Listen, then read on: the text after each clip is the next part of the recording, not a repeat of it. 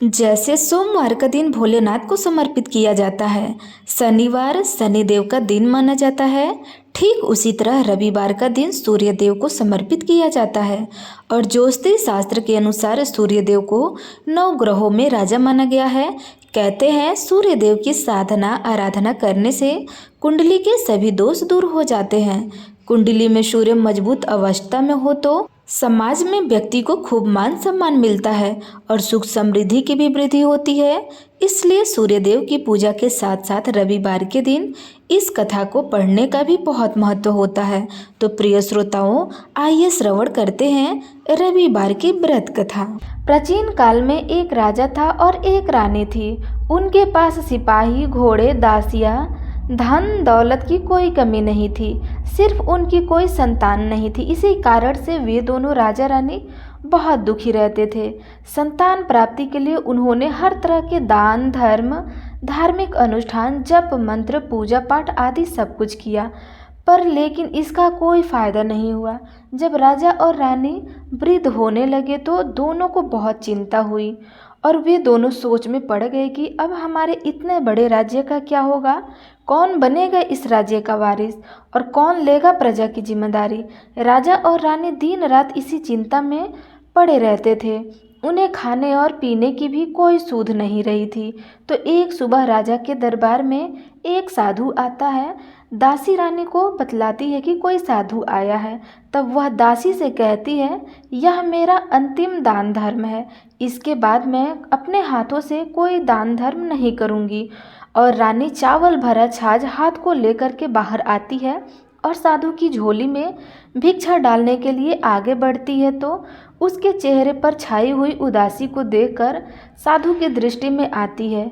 वह उससे पूछता है कि रानी साहिबा, आपको क्या हुआ है, आप इतना उदास क्यों हो गई हैं। तब रानी साधु को सारी हकीकत बताती है और सिसकने लगती है। उस पर वह साधु कुछ पल गंभीर हो जाता है और कहता है कि चिंता मत करो रानी साहिबा, आपकी संतान की इच्छा पूर्ण हो जाएंगी। आपकी केस से एक पुत्र सा जन्म होगा। मात्र वह 14 साल तक ही आप लोगों को मिलेगा। इसके आगे वह जीवित नहीं रह पाएगा। इससे बढ़कर आपको कुछ देना मेरे लिए संभव नहीं है। अपनी बात पूरी करते उसने अपनी झोली में हाथ डाला और झोली में से एक भभूत निकाल करके रानी को दे दिया और कहा, आप और महाराज दोनों इसे बांटकर ग्रहण कर लेना, तुम्हें जल्द ही पुत्र की प्राप्ति होगी। और वह साधु अपनी राह को चल गया। इसके जाने के बाद रानी सोचने लगी कि 14 साल तो 14 साल ही सही, उतने समय के लिए हमें पुत्र तो मिलेगा, यही काफ़ी है। इतने साल तक मैं उसे जी जान से बड़ा करूँगी, उससे ढेर सारा प्रेम करूँगी, लाड दुलार करूँगी, अपनी संतान की मुराद पूरी करूँगी। उस रात अपना सारा राजकाज खत्म करके राजा जब रानी के महल में गए तो रानी ने राजा को सारी बात बता दी और साधु की दी हुई भभूत राजा को दिखाकर बोली कि साधु महाराज ने यह भभूत हम दोनों को ग्रहण करने के लिए दिया है। राजा बोले, इतना दान और धर्म किया, जप और तप किया, इसका कोई फल नहीं मिला। अब इस भभूत से हमें क्या संतान प्राप्त होगी। उस पर रानी बोली, जब इतना सब कुछ कर लिया तो अब यह भी सही, क्यों हम उस साधु को क्रोध में बुलाएं। राजा को अब किसी बात पर विश्वास नहीं था, पर रानी को दुख ना पहुँचे इसलिए वह राजी हो गया। और राजा रानी दोनों नहाते धोते हैं, फिर अपने भगवान का नाम स्मरण करते हैं, अपने पुरखों और स्मरण करते हैं और उस साधु महाराज का नाम स्मरण करके वह भभूत बांटकर दोनों खाते हैं। इसके बाद दोनों निश्चय होकर सो जाते हैं। तो कुछ ही दिन गुजर जाते हैं और साधु द्वारा कहे अनुसार रानी गर्भवती हो जाती है। उस पर राजा और रानी दोनों ही खुशी गगन में नहीं समाते। राजा रानी से बोलते हैं, महारानी, सचमुच साधु महाराज की कृपा हो गई। तो 9 महीने बाद रानी ने एक सुंदर पुत्र को जन्म दिया। राजा ने बड़ी धूमधाम से पुत्र का नामकरण किया। सारे राज्य में 8 दिन तक अंश तर्पण रखा उत्सव मनाया गया। आप पुत्र की कुंडली देखने के लिए राजा के सबसे विद्वान पंडित जी को बुलाया गया। जो कुंडली देखकर पंडित जी बड़े चिंतित होकर कहने लगे, महाराज, हमारा राजपुत्र सिर्फ 14 साल तक हमारे पास रहेगा। राजा को इस बात की भनक तो थी ही, रानी को भी साधु महाराज की बात याद आई। दोनों चुप रह जाते हैं। इसके बाद राजा और रानी बड़े प्यार से बेटे की परवरिश करते हैं, उसकी हर ख्वाहिश पूरी करते हैं और थोड़े समय के लिए ही सही भगवान ने संतान की अपनी मुराद पूरी कर ली। इससे वे समाधान मांगते हैं। राजपुत्र दिन प्रतिदिन बड़ा होता गया। जब वह 7 साल का हो जाता है तो राजा एक अच्छे गुरु की नियुक्ति करने के लिए, पढ़ाई लिखाई करने के लिए या घुड़सवारी आदि 12 विद्याओं का शिक्षण देते हैं। जब वह सब शास्त्र विद्या में परंपरागत हो जाता है और 12 साल की उम्र का हो जाता है, तब एक अच्छी सी राजकन्या खोजकर उसकी शादी करा देते हैं। वो 2 और साल बीत जाते हैं। बेटा 14 साल का हो जाता है। एक दिन राजपुत्र राजा से बोलता है कि पिताजी, मैं अपना सारा राज्य घूमकर देखना चाहता हूँ। आज तक मैंने सिर्फ एक रजवाड़े के अतिरिक्त कुछ देखा ही नहीं है। बेटा की बात सुनकर राजा चिंतित हो जाते हैं, क्योंकि पुत्र को 14वां साल शुरू हो चुका था। अब कोई अनहोनी होने का वक्त नज़दीक आ पहुंचा था, लेकिन राजा यह सब बातें पुत्र को बता नहीं सकते थे। राजा अपने चेहरे पर खुशी लाकर बेटे से कहते हैं कि हाँ हाँ, जरूर जाओ बेटा, तुम्हें अपना सारा राज्य घूमकर देखना चाहिए। कहाँ क्या है यह सब जानना चाहिए। कल मेरे बाद तुम ही तो राजा बनोगे ना। मात्र एक बात का ध्यान रखो, तुम जहाँ जा रहे हो, क्या कर रहे हो, यह बात अपनी पत्नी को नहीं बताना। पुत्र कहता है, ठीक है पिताजी, आपने जैसा कहा है मैं वैसा ही करूँगा। राजपुत्र दिन भर अपनी पत्नी के साथ रहता है, खुशियाँ मनाता है और रात को 12 बजे वह उठकर बाहर चला जाता है। फिर सुबह होने से पहले वापस अपने महल में आकर सो जाता है। ऐसा बहुत दिनों तक चलता रहा और पुत्र का 14वां साल खत्म होने के कुछ ही दिन बाकी रहे थे। इतने में उसकी पत्नी यानी छोटी रानी रात में जग जाती है। वह देखती है कि बिस्तर पर राजपुत्र नहीं है। वह महल में सब जगह देखती है तो राजपुत्र कहीं नजर नहीं आते हैं। वह क्या करती है, किसे कहती है, वह चुपचाप रहती है। फिर वह सुबह होने पर देखती है कि उसका पति अपने जगह सोया हुआ है। वह पति से कुछ नहीं पूछती है, लेकिन दूसरी रात भी जब वैसा ही होता है, तीसरी और चौथी रात और कुछ दिनों तक ऐसा ही चलता रहा। तब रानी बहुत चिंतित हो गई। उसके मन में ढेर सारे सवाल उठते हैं, लेकिन उसे पूछने में डर लगता था। शायद पति गुस्सा होकर बैठे। सास ससुर से पूछने के बारे में सोचा तो उसकी कुल मर्यादा बीच में आ जाती थी। तो इस तरह वह मन ही मन घूटती रही थी। इस हालत में उसे खाने पीने में दिलचस्पी नहीं थी। वह दुबली पतली होती जा रही थी। तो उस राज्य में फूल बेचने वाली एक बुढ़िया मालकिन थी। वह हमेशा छोटी रानी को फूल देने उसके महल में आ जाती थी। उस बुढ़िया का ध्यान छोटी रानी पर पड़ जाता था। वह उससे पूछती थी कि बेटी, तुम्हें किस बात का दुख है? तुम इस तरह सूख कर कांटा क्यों बनी हो? उस पर रानी कहती है, क्या बताऊं तुम्हें अम्मा, तुम्हारा राजपुत्र हर रात्रि को बाहर चला जाता है और सुबह वापस लौटकर आ जाता है। वह कहाँ जाता है, क्या करता है, यह सोचकर घर में अन्न जल ग्रहण नहीं कर पाती हूँ और सूख सूख कर कांटा बन चुकी हूँ। बुढ़िया सब बात सुनकर उसे एक उपाय बताती है कि बेटा ऐसा करना, आज रात को तुम सोना मत, उसके पीछे जाकर देखना कि वह कहाँ जाता है, क्या करता है और उसकी अच्छी तरह से पहरेदारी करना। तो छोटी रानी बोली कि अगर मुझे नींद आ गई तो? बुढ़िया बोली कि तुम्हें नींद न आए इसलिए एक काम करना, अपने बाएं हाथ की उंगली में एक जख्म कर लेना, उस पर थोड़ी सी मिर्ची छिड़क कर, उसे तुम्हें बड़ी जलन होगी और उसे पीड़ा से तुम्हें रात भर नींद नहीं आएगी। रानी बुढ़िया के कहे अनुसार करती रही।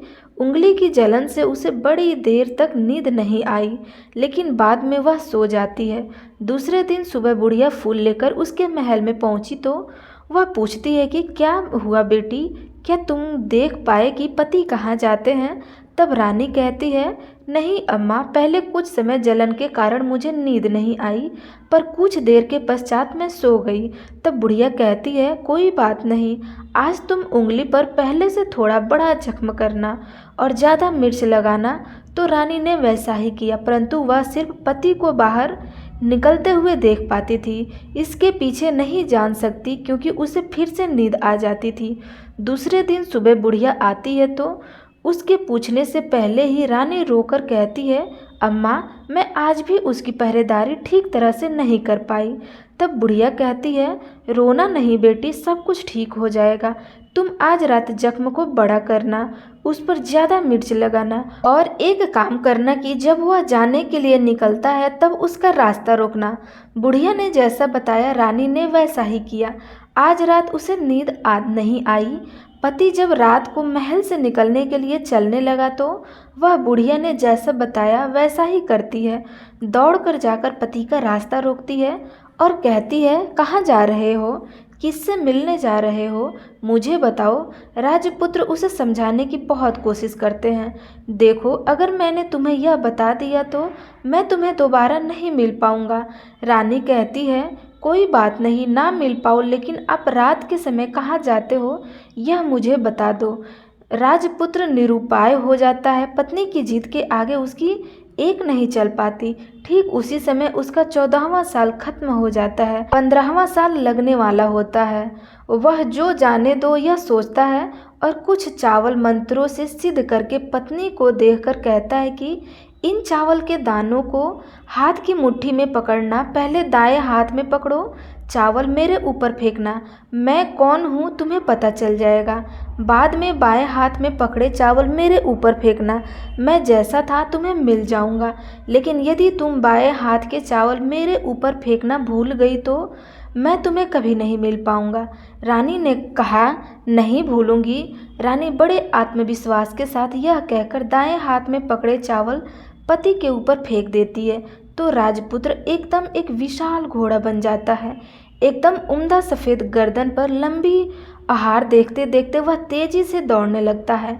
रानी उस घोड़े को एकदम भौचक्की होकर देखने लगती है और पति ने बाएं हाथ में चावल फेंकने की जो बात कही थी वह भूल जाती है। उसकी आंखों के सामने घोड़ा महल से बाहर निकलकर चला जाता है।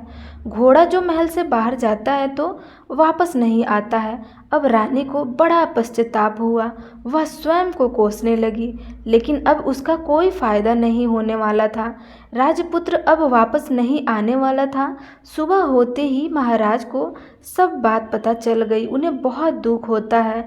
वे बिस्तर पकड़ते हैं और राह देखते हैं कि एक दिन उनका बेटा वापस आ जाएगा।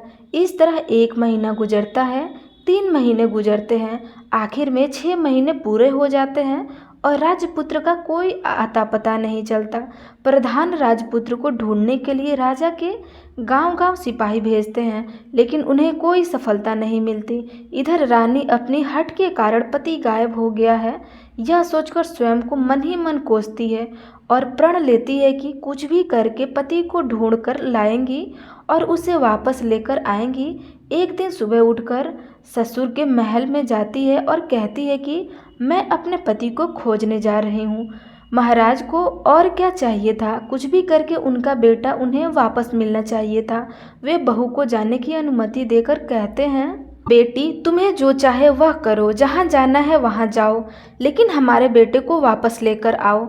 अब रानी अपना शाही भेष बदलकर एक सेठानी बन जाती है। कुछ दासियों को, कुछ नौकरों को साथ ले लेती है, कुछ सामान साथ ले लेती है और राजा की सीमा पर जाकर वहाँ एक भोजनालय खोल देती है। वहाँ आने वाले सब यात्रियों को खाना मुफ्त में देने लगती है। मात्र एक शर्त रखती है कि खाने वाले को उसकी देखी हुई कोई अजीब चीज़ उसकी मालकिन को यानी राजकन्या को बतानी पड़ेगी। तो वहाँ आने वाले हर नागरिक अपनी तरफ से मैंने यह देखा कहकर वहाँ से मुफ्त खाना खाकर जाते थे। परंतु रानी को जो बात चाहिए थी वह अब तक नहीं मिल पाई थी। ऐसे ही कुछ दिन बीत गए तो रानी के महल में फूल लेकर जाने वाली बुढ़िया के एक बेटा और बहू थे। उनका एक छोटा बेटा था, यानी बुढ़िया का एक पोता था। तो बेटा और बहू सुबह काम के लिए निकलते थे तो पोते को संभालने की जिम्मेदारी बुढ़िया पर रहती थी। दिन भर पोते को संभालती थी। एक दिन बुढ़िया को पान खाने की आदत थी, तो पान लगाने के लिए चूना चाहिए था। वह उसे तैयार करने के लिए सीपियाँ लेकर आई। इन सीपियों को भूनने के लिए गोबर के कंडे चाहिए थे। कंडे इकट्ठा करने के लिए वह बांस की टोकरी लेकर चरवाहे के मैदान में गई। वहाँ बहुत सारे कंडे थे। उन्हें जमा करते करते उसे घर आने में अंधेर हो गया। इस ओर शाम होते ही काम से वापस आकर बेटा और बहू घर पहुँचते हैं तो देखा कि बच्चा घर पर अकेला है और रो रहा है। वे दोनों गुस्से से लाल पीले हो गए। इतने में बुढ़िया घर आ पहुंची। बेटे ने पूछा, पोते को घर अकेला छोड़कर कहाँ गई थी? तब बुढ़िया बताने लगी कि मैं गोबर के कंडे इकट्ठा करने गई थी। इस पर बेटा बोला, दोबारा बच्ची को अकेला घर छोड़कर यदि कहीं गई तो मैं तुम्हें बहुत पीटूंगा। तब बुढ़िया कहने लगी, नहीं बेटा, फिर कभी ऐसा नहीं करूंगी। लेकिन दूसरे ही दिन बुढ़िया यह बात भूल गई और फिर चरवाहे के मैदान पर कंडे इकट्ठा करने के लिए चली गई। शाम को जब बेटा और बहू काम से वापस लौटे तो देखा कि बच्चा घर पर अकेला है और रो रहा है। अब उसके बेटे की सनसनी खत्म होने लगी और बुढ़िया के वापस आने पर उसे घर से निकाल दिया। बुढ़िया रात भर घर के बाहर अंधेरे में बैठी रही और सुबह होते ही हाथ में टोकरी लेकर कंडे इकट्ठा करने के लिए निकल गई। उस दिन उस पर कंडे इकट्ठा करने का मानो पागलपन सवार हो गया था। कंडे इकट्ठा करते करते जब अंधेरा हो गया, उसे मालूम ही नहीं चला। उससे जब ध्यान आया तो गांव का रास्ता भी ठीक तरह से दिखाई नहीं दे रहा था। वह अंधेरे में आंखें फाड़कर देखती देखती किसी तरह आगे निकल पड़ी तो एक कपिला गाय छन छन की आवाज़ करती गली की घंटी बजाते ठुमक कर उस मैदान पर आ गई। उसे देखकर बुढ़िया सोचने लगी कि इस गाय के पीछे पीछे जाऊंगी तो गांव तक पहुंच जाऊंगी। तब बुढ़िया उसके पीछे पीछे जाने लगी।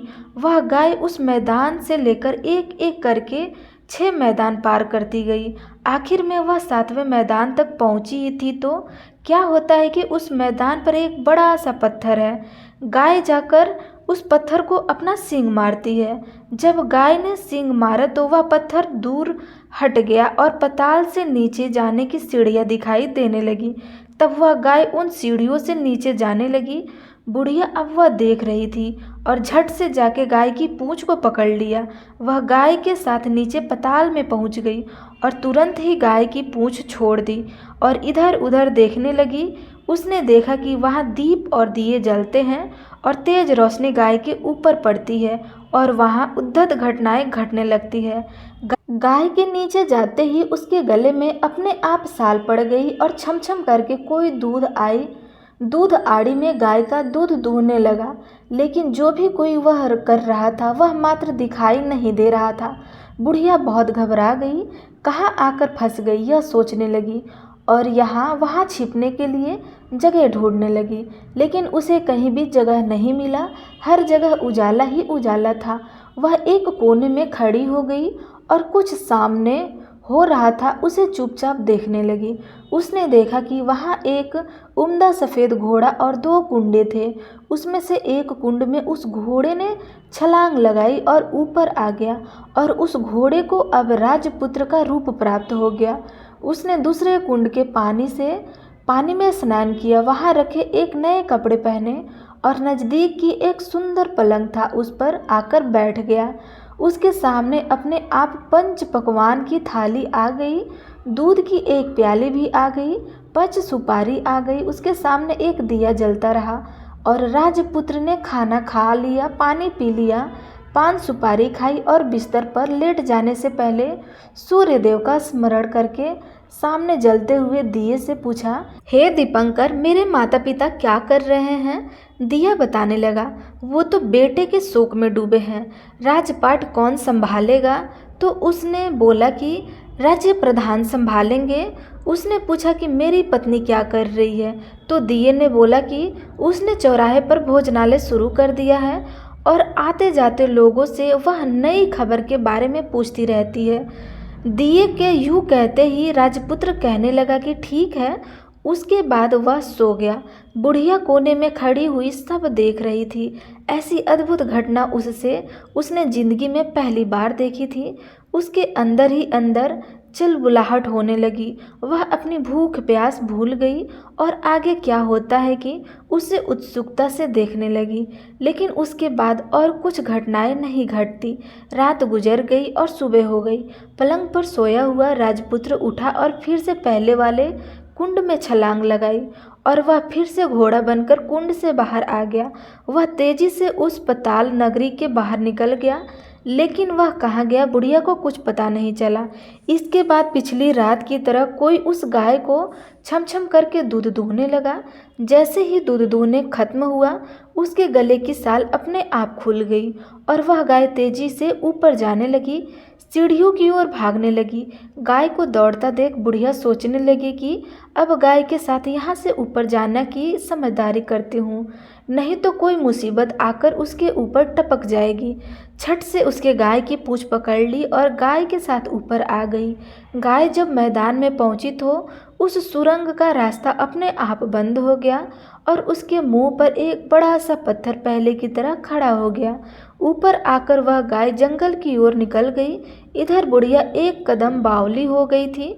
उसने पताल नगरी में जो कुछ देखा वह जल्द से जल्द किसी को बताने के लिए उतावली हो गई थी। उसे एकदम याद आया कि नगर की सीमा पर कोई औरत भोजनालय चलाती है और नई बात बताने वाले को अच्छा खाना पीना मुफ्त में देती है।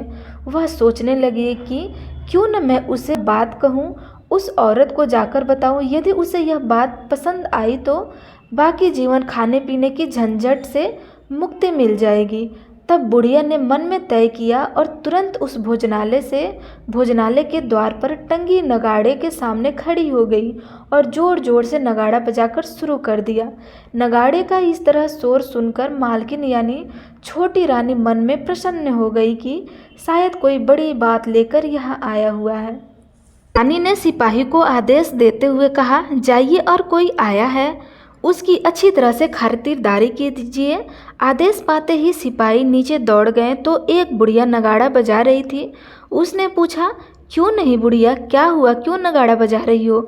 मुझे बोली, कुछ नहीं बेटा, यह खाना मिलता है ना, इसलिए आई हूँ। खाना चाहिए? मिलेगा, लेकिन तुझे कोई नई बात बतानी पड़ेगी। हाँ बताऊंगी, एक बात मालूम है मुझे। इस पर सिपाही उसे अंदर लेकर गए। उसको मालकिन का आदेश था कि जो कोई बुढ़िया या बूढ़ा बुजुर्ग वहाँ आए उसके साथ अच्छी तरह से पेश आना, उनका अच्छे से आदर सत्कार करना। तो सिपाही ने उस बुढ़िया का भरपूर आदर सत्कार किया। यह उसे बड़ी सिद्ध थाली भरकर व्यंजन परोसते थे। बुढ़िया कुछ दिनों में भूखी थी, वह खाने पर टूट पड़ी। खाना खाने के बाद सिपाही ने उसे नई साड़ी पहनने की दी। उसके बाद उसे लेकर रानी के पास आए। बुढ़िया और रानी ने तुरंत एक दूसरे को पहचान लिया। तब रानी ने बुढ़िया से कहा कि अम्मा, अब बताओ तुमने क्या नई बात देखी है? नई बात मैंने कोई नई बात देखी है। बुढ़िया बोली, वह तो मेरे पास तुम्हें देने के लिए या कुछ खाने के लिए नहीं थे, इसलिए मैंने झूठ कहा और नगाड़ा बजाया। रानी ने कहा, अम्मा घबराना नहीं, मैं किसी को तुम्हारी बात नहीं बताऊंगी। फिर भी बुढ़िया ने कहा कि मेरे पास कोई नई बात नहीं है। इस पर रानी ने उससे कहा, देखो अम्मा, यदि तुमने मुझे वह नई बात बताई तो तुम्हें जिंदगी भर मैं तुम्हारी देखभाल करूंगी और तुम्हें रानी माता की तरह रखूंगी। अब बुढ़िया बताने को तैयार हो गई। उसने जो कुछ उस चराह वाले मैदान पर देखा था वह सब कुछ कुंवर रानी को बता दिया। बुढ़िया की वे बात सुनकर कुंवारिन को यकीन हो गया कि वह राजपुत्र उसी का पति है। वह तुरंत बुढ़िया से कहने लगी कि अब माँ मुझे उस जगह पर ले चलो। जब बुढ़िया बोली, नहीं बेटी, वह पताल राज्य है, सांप है, यदि किसी ने तुम्हें देख लिया तो तुम्हारी जान खतरे में पड़ सकती है। लेकिन रानी उसकी एक भी नहीं सुनी, उसे उस जगह ले जाने के लिए हठ करने लगी। आखिर में बुढ़िया ने उसका कहना मान ही लिया और कहने लगी, ठीक है, मैं तुम्हें वहाँ लेकर जा सकती हूँ, पर आज नहीं लेकर जाऊँगी, कल लेकर जाऊँगी। तो दूसरे दिन दोपहर को रानी बुढ़िया के साथ उस मैदान पर गई और एक जगह छुपकर गाय के आने की राह देखने लगी। दिन ढलते ही अंधेरा गिरने लगा और गाय हमेशा की तरह वहां आ गई। मैदान के उस कोने में जाकर उनके पत्थर पर सींग मारा तो छत से पत्थर हटकर वहां सुरंग में जाने का रास्ता खुल गया। गाय उस रास्ते के नीचे उतरने लगी तो बुढ़िया रानी से कहने लगी, जल्दी आगे बढ़ो, हम गाय की पूंछ पकड़कर नीचे उतरेंगे। तो दोनों गाय की पूंछ पकड़कर नीचे उतर गई। बुढ़िया पहले जिस कोने में छिपी थी उस कोने में छिप गई। अब नीचे सब कुछ पहले जैसा घटित हो रहा था। गाय के गले में अपने आप साल पड़ गई। कोई अदृश्य रूप में उसका दूध दोहने लगा। एक सफ़ेद उमड़े घोड़े ने आकर एक कुंड में छलांग लगाई तो राजपुत्र के रूप में ऊपर आया। वह राजपुत्र दूसरे कुंड में नहाने लगा। बाद में उसके सामने खाने की थाली आ गई, दूध की प्याली आ गई, पान बीड़ा आ गया। राजपुत्र सब ग्रहण करके सोने के लिए पलंग पर गया तो सोने से पहले सूर्यदेव का स्मरण करके वह दिए से पूछने लगा, दीपांकर, मेरे माता पिता क्या कर रहे हैं? तो दिया कुछ जवाब नहीं देता है, बल्कि वह बूझने लगता है। तब राजपुत्र को कुछ घटित हुआ है इसका संदेह हो गया। वह उदास हो गया और जो कुछ हुआ वह जो जाने दो ऐसा सोचकर फिर से बिस्तर पर लेट गया। अब रानी का संयम छूट गया। वह दौड़कर पति के पास गई और उसके पैर पड़ने के लिए आगे बढ़ने लगी। राजपुत्र तुरंत ही पत्नी को पहचान गया। वह छत से पीछे हट गया और चिल्लाने लगा, नहीं नहीं, मुझे मत छूना, सर्वनाश हो जाएगा। रानी दोनों हाथ जोड़कर पति से अपनी भूल स्वीकार करने लगी। स्वामी, मुझसे भूल हो गई, मुझे आपको नहीं छूना चाहिए था। आप रात को कहाँ जाते हो? मैं अपनी भूल स्वीकार करती हूँ, मुझे मेरी भूल की सज़ा मिल गई है। अब आप घर चलो, आपके वियोग में आपके माता पिता ने बिस्तर पकड़ लिया है, आपकी प्रजा भी बहुत दुखी है। उस पर राजपुत्र कहने लगा, वही तो एक बार तुम गलती कर बैठी हो, अब दोबारा मत करना, नहीं तो मैं अब तुम्हें जो दिख रहा हूँ अब वह भी नहीं दिखूंगा। रानी वह विलाप करने लगी, जोर जोर से जमीन पर सिर पटकने लगी। राजपुत्र के मन में उसके प्रति दया उत्पन्न हो गई।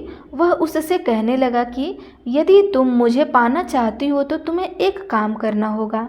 काम कठिन है लेकिन वह तुम्हें अकेले ही करना होगा। रानी ने कहा, कहो स्वामी, कितना भी कठिन काम हो मैं अवश्य पूर्ण करूंगी। रानी कहने लगी, इस बात पर राजपुत्र ने उसे बताया, इस पताल में ऊपर जाते ही तुम्हें एक घना जंगल नजर आएगा। ऐसे 6 जंगल पार करने के पश्चात तुम्हें एक 7वां जंगल मिलेगा। वह जंगल सबसे घना है। उस जंगल के बीचों बीच एक पीपल के पेड़ है। उसके आसपास की जगह पत्ते, फंदे, जटाएं आदि से ढक चुकी है। वहाँ बाघ, शेर, सांप और भालू बैठते हैं। तुम्हें उनको सबको भगाकर वह जगह साफ करनी है। उसको गोबर से लिपाई करके पवित्र बनाना है, रंगोली से सजाना है। उसके बाद वहाँ धूप, कपूर, अगरबत्ती जलानी है, फूल और कुमकुम से पेड़ की पूजा करनी है, दूध और दही से बने चावल का भोग चढ़ाना है। यह सब तुम्हें दोपहर को 12 बजे से पहले करना है। 12 बजने के समय तुम्हें उस जगह पर बैठकर सूर्य भगवान का ध्यान करना है। ठीक 12 बजे सूर्य भगवान का रथ वहाँ उतरेगा। वे सब देखकर खुश हो जाएंगे और कहेंगे कि जिस किसी ने भी यह सब कुछ किया है उसे मैं मनचाहा फल दूंगा। तो तुम सामने जाकर उसके रथ का दाहिना घोड़ा मांगना, मैं तुम्हें मिल जाऊंगा। इतनी बात कहकर राजपुत्र अपने पलंग पर सो गया और छोटी रानी भोर होने की राह देखने लगी। भोर होते ही वह बुढ़िया के साथ गाय की पूंछ पकड़कर ऊपर आ गई। ऊपर आने के बाद वह बुढ़िया से कहने लगी, अम्मा, अब मैं अकेले ही आगे जाऊंगी, तुम भोजनालय वापस चली जाओ। वह जंगल में जाकर राजपुत्र की बताई जगह ढूंढने लगी और स्वयं आरी से वह सब साफ करने लगी। करके बाद में राजपुत्र ने जैसा बताया वैसा ही लिपाई पोताई करके वापस आ गई। दूसरे दिन सुबह होने से पहले उठी और जंगल में उस जगह पहुंची। वहां जाकर इत्र और गुलाब का पानी छिड़क कर उस जगह सुगंधित धूप अगरबत्ती जलाकर उसे पवित्र किया और पूजा की सब सामग्री वहां तैयार कर सूर्य भगवान का ध्यान करने के लिए बैठ गई। जैसे कि पति ने बताया था कि दोपहर को ठीक 12 बजे सूर्य भगवान का रथ उस पीपल के पेड़ पर आकर रुका है। सूर्य भगवान ने जब रथ से नीचे देखा तो सुगंधित वातावरण देखकर वे बहुत प्रसन्न हो गए। फिर वे बोले, जिस किसी ने यह काम किया है वह यहाँ आकर आज मुझसे कुछ भी मांगे मैं उसे दूंगा। रानी ने जब यह शब्द सुनी तो बिना समय गवाए दौड़कर उनके सामने आई और उनको दंडवत नमस्कार करके बोली, भगवान वह मैं ही हूँ, मैंने यह जगह साफ किया है। अच्छा तो तुम्हें जो चाहिए वह मांगो। भगवान मुझे आपके रथ का दाहिना घोड़ा चाहिए। सूर्य भगवान बोले, नहीं, मैं तुम्हें और कुछ दे सकता हूँ लेकिन यह घोड़ा नहीं दे सकता। मेरे रथ के 12 घोड़े हैं, तुम चाहो तो कोई और घोड़ा मांग लो लेकिन यह दाहिना घोड़ा नहीं, वह मैं तुम्हें नहीं दे सकता। छोटी रानी ने एक नहीं सुनी, वह सूर्य देव से एक ही बात कही जा रही थी, वह दाहिना घोड़ा दे दीजिए, नहीं तो मैं आपके पैरों में गिरकर अपनी जान दे दूंगी। अब सूर्य देवता धर्म संकट में पड़ गए। उन्होंने वचन दे दिया था, अब अपने वचन से पलट भी नहीं सकते थे। ठीक है, दे दिया तुम्हें घोड़ा, सूर्यदेव ने कहा। फिर एक बात और भी कही, देखो मैंने तुम्हें घोड़ा तो दे दिया है लेकिन वह तुम्हें यहाँ नहीं मिलेगा, तुम्हें उसे पाताल लोक में जाकर लाना होगा। रानी बोली, पाताल लोक में ही क्यों भगवान, मैं उन्हें पाने के लिए कहीं भी जा सकती हूँ। रानी को वचन देकर सूर्यदेव अपने मार्ग को चल गए और इधर रानी जंगल में अपने भोजनालय में आ गई। फिर वह बुढ़िया को लेकर उस मैदान पर आ गई और जल्दी ही शाम हो गई। शाम होते ही वहाँ पर वह गाय आ गई और उसने सींग मारकर सुरंग का पत्थर हटाया और नीचे उतरने लगी। रानी और बुढ़िया जल्दी ही उसकी पूंछ पकड़कर नीचे उतर गई। नीचे पाताल में सब घटनाएं पहले से ही घटित होने लगी। घोड़े का एक कुंड में नहाकर राजपुत्र बन जाना, नहाए धोकर पलंग पर जाकर बैठना, तो उसे खाने की थाली, दूध की प्याली आना, पान का बीड़ा आना। लेकिन आज एक नई बात घटी। आज 2-2 थाली, 2-2 दूध की प्याली और 2-2 पान के बीड़े उसके सामने आए। वह कुछ नहीं बोला। अपने हिस्से की थाली खाकर, दूध पीकर और पान का बीड़ा चबाकर वह सोने चला गया और हमेशा की तरह दिए से पूछने लगा कि दिए, दीपंकर, मेरे माता पिता क्या कर रहे हैं? वे दोनों तुम्हारे शोक में मरने की स्थिति में पहुंच गए हैं। ऐसा झट से उसकी आंखों में आंसू टपकने लगा। फिर वह पूछने लगा कि दिए, दीपंकर, मेरा राज्य में कौन चला रहा है? तुम्हारा राज्य प्रधान चला रहा है और वह सब कुछ हड़प चुका है। वह प्रजा पर बहुत अत्याचार कर रहा है। यह सुनकर राजपुत्र को बहुत गुस्सा आया। वह गुस्से से अपनी मुट्ठी भेजने लगा। वह पूछने लगा कि दिए, दीपंकर, मेरी पत्नी क्या कर रही है? अब दिया कुछ बोल नहीं पा रहा और चुप रहा। अब रानी का संयम जवाब दे गया। वह दौड़कर पति के गले लग गई। अब मैं तुम्हें मिल गया। राजपुत्र कहने लगा, सच कहते हो, अब आप फिर से घोड़ा तो नहीं बनोगे ना? नहीं, दोबारा घोड़ा नहीं बनूंगा। तुमने जो इतने सारे कष्ट उठाए हैं मुझे पाने के लिए, इसलिए सूर्यदेव ने मुझे सदा के लिए घोड़े के जन्म से मुक्त कर दिया है। राजपुत्र ने बड़े प्यार से कहा और उसे गले लगाया। उसके आंसू पोंछे और कुछ देर के पश्चात सुबह हो गई तो गाय की श्रृंखला टूटकर वह ऊपर भूलोक जाने के लिए। तब रानी, राजपुत्र और बुढ़िया उसकी पूंछ पकड़कर ऊपर आ गए। ऊपर आने पर वे सीधे भोजनालय में पहुँचे। वहाँ का सब सम्मान लोगों में बांट दिया और उन पर ताला लगाकर अपने राज्य में लौट गए। राजपुत्र वापस आता और उसके तेवर देखकर प्रधान घबरा जाता है। राजपुत्र ने उसे बंदी बनाकर कैद खाने में डाल दिया और राज्य की बागडोर अपने हाथों में ले लिया। इसके बाद वह अपने माता पिता को मिलने उसके महल में गया। तब राजपुत्र क्या देखता है कि उसके माता पिता उसके शोक में अस्थिया पंजर बने हुए हैं। पुत्र को वापस आया देखकर मरड़ासन राजा रानी की आंखें से टप टप आंसू बहने लगे। इन दोनों ने पुत्र को गले लगा लिया, उसे प्यार से सहलाया और इतना होने के बाद उसकी सेहत में एकदम सुधार आने लगा। वे अब बिस्तर से उठकर बैठ गए, पुत्र को आशीर्वाद देने लगे। राजा पुत्र के आने की खबर तुरंत ही राज्य में फैल गई। प्रजा खुशी से फूल नहीं समाई।